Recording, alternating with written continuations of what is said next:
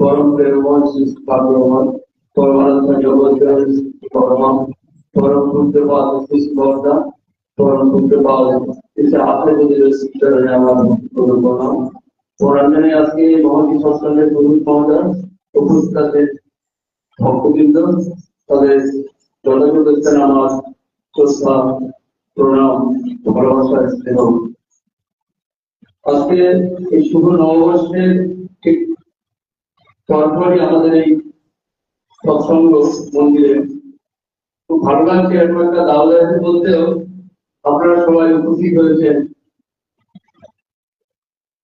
আমরা একদিন আগেই সবাই নববর্ষ উৎসব থেকে ফিরলাম দেওঘর থেকে।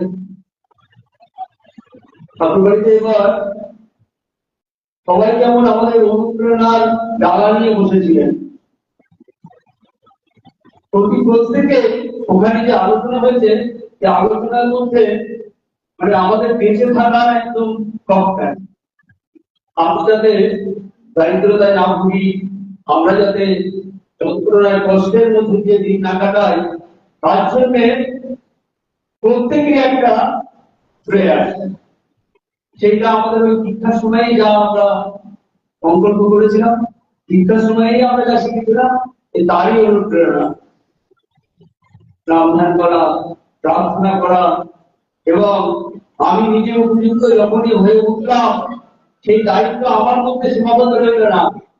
তারা চাইছে যে আমরা যাতে পরিবেশের মধ্যে প্রত্যেকটা মানুষকে যাতে আমরা এই আনন্দের স্বাদটুকু পৌঁছে দিতে পারি, যে কথা একটু আগে আমাদের বাপু ভাই বলছিলেন। এভাবে যেন আমরা প্রত্যেকটা গুরু ভাইয়ের বাড়ি যেন আমরা পৌঁছাতে পারি। তাহলে কি হবে?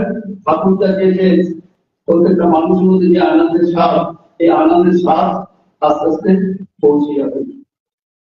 বলা অথবা বলবো, তারা সবসময় আমাদের মানে কি বলবো, মানে কত ধরনের উপহার দিচ্ছে সেটা মানে কল্পনার বাইরে। এই উপহারগুলোই কিন্তু আমাদের অনুভূতি দেয় না। আমরা অনুপ্রেরণার মধ্যে দিয়ে যাতে আরো অনেককে অনুপ্রাণিত করতে পারি, সেটাই আমাদের সাধনা। সবাই মিলে আসুন, সবাই মিলে আমরা সেই কাজ করবো যে কাজ এতক্ষণ বাকি আলোচনা করলো, যে কাজ অরূপ দাদা বললেন যে তিনি বলছেন যে আমি এক সময় এরকম ঘুমিয়ে থাকতাম, উঠতাম না, আমার মা খুব বলতেন, আমি এখনো চেষ্টা করি, মাঝে মাঝে আমিও পারি না। এই চেষ্টা না করাটাই আমাদের কিন্তু দুঃখের কারণ হবে। আমরা যদি সবাই চেষ্টা করি, সবাই যাতে একদিন হাসি ফোটাতে পারি, সবাই যাতে